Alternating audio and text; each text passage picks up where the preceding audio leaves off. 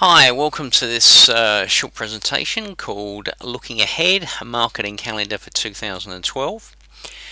My name's Kevin Francis. I am a consulting copywriter, and you can find out more about me at my website, which is www.maximumresultscopywriting.com. Okay, in this video we're going to be looking at a marketing calendar for 2012. What we're going to cover is firstly, why would you want to look at a marketing calendar for 2012? Secondly, I'm going to give you a general calendar that you can use pretty much in any year as a basic framework for putting together a calendar. And thirdly, we're going to look at events specific to 2012 that you can use as a basis for a marketing promotional campaign. Okay, so firstly, why a marketing calendar? Well, firstly, it gives you a structure to plan your year around, and I can't underestimate the value of that, because by having that, you give yourself a structure to work within, and that ties into this second point, which is the power of deadlines. And that is, if you schedule something, it's much more likely to happen than if you leave it unstructured and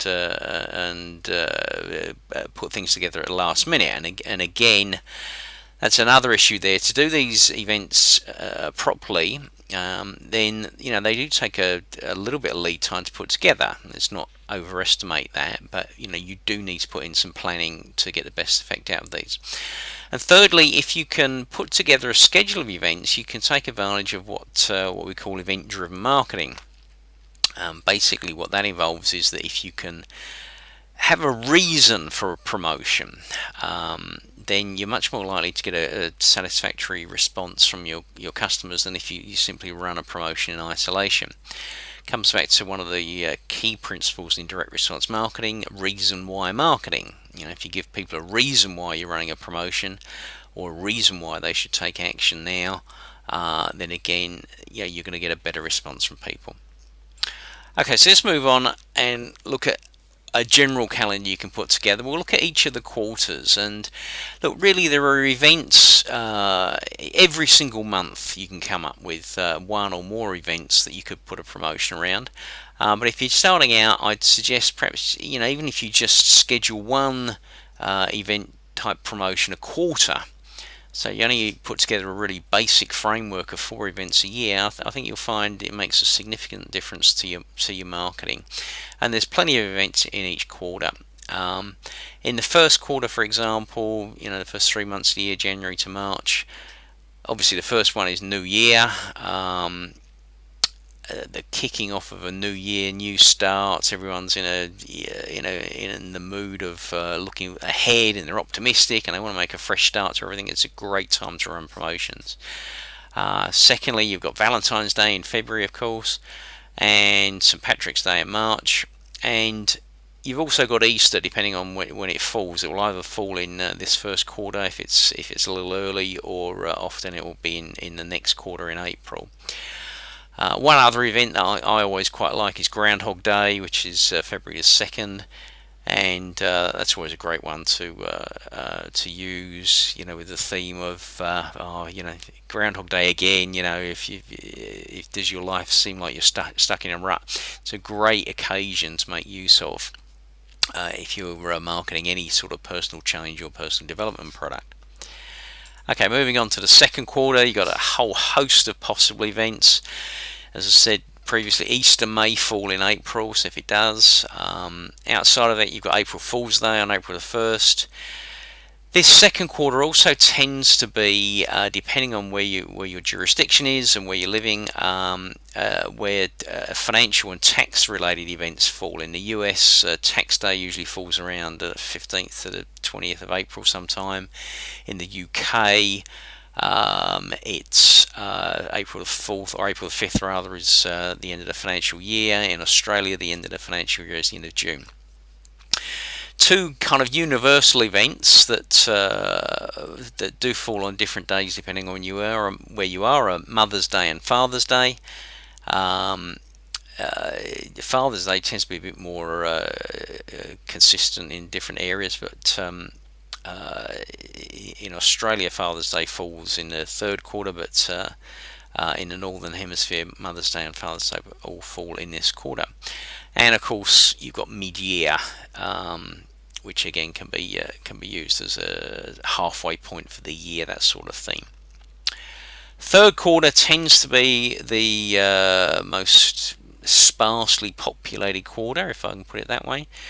Obviously, in the Northern Hemisphere, it's the summer, so you can use summer type themes. In the US, obviously, a big holiday on the 4th of July.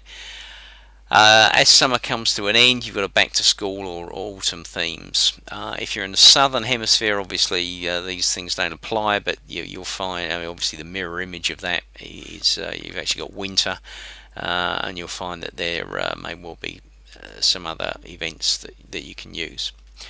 Fourth quarter of the year, after the famine in the third quarter, the fourth quarter you've almost got an embarrassment of riches coming up. Obviously, the big event at the end of the year is Christmas, but you've also got more general winter's themes. You've got Halloween in October, of course, and in the US and Canada the previous month you've got Thanksgiving in November. So plenty of things there. Obviously, that fourth quarter of the year is one of the biggest shopping periods in the year. So you should have plenty of reasons there to launch your own promotions. Alright, so looking at 2012 specifically, a few things that you might be able to use. You've got the London Olympics. It's an Olympic year. They start in July. It's an election year in the US. Again, you may be able to make use of that if it's appropriate for your market and your business. It's the 200th anniversary of the birth of Charles Dickens, the great English novelist.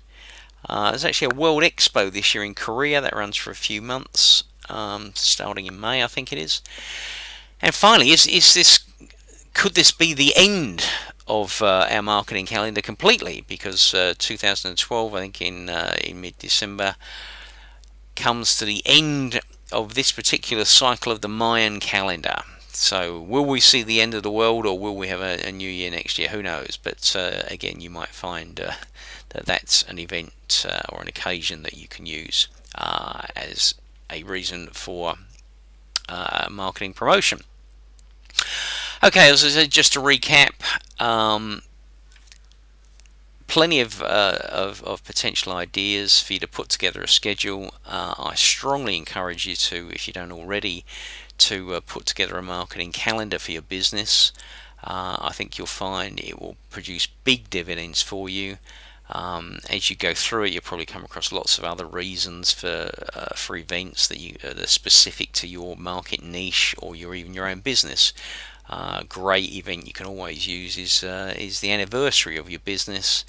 How many years you've been in business or whatever, or if there's any news or items specific to your business, you can use those. Okay, each month I publish a post up on my blog at Maximum Results Copywriting, which looks at the month ahead with specific ideas for marketing promotions. So if you want more ideas for that, and also more ideas to get more out of your marketing and copywriting, then please visit my blog over at MaximumResultsCopywriting.com.